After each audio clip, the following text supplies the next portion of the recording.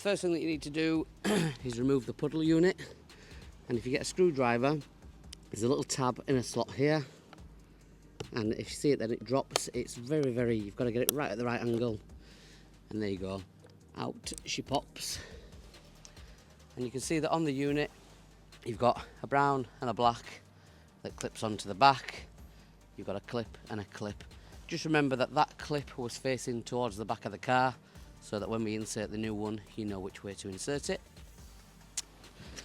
So obviously we are on the left of the car, I'm on the passenger side, so we're going to take the unit that says L.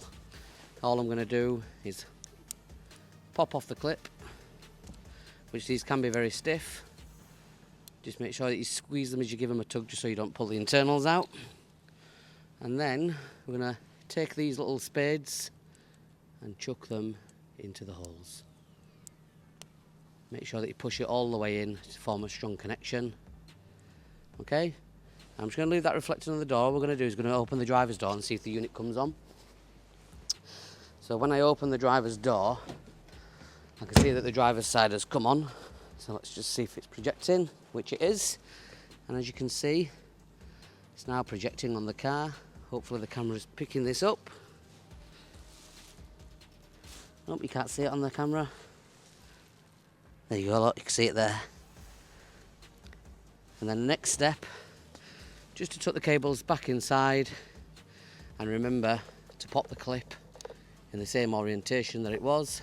I'm going to chuck all that in there, push, and then just make sure that it's pushed firm and that there's no wobbling.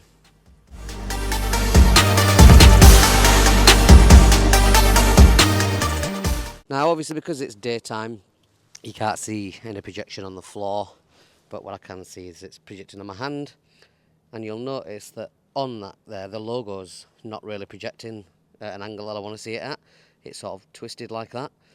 On this car, I want it so that it faces like a straight orientation. Just open the door again.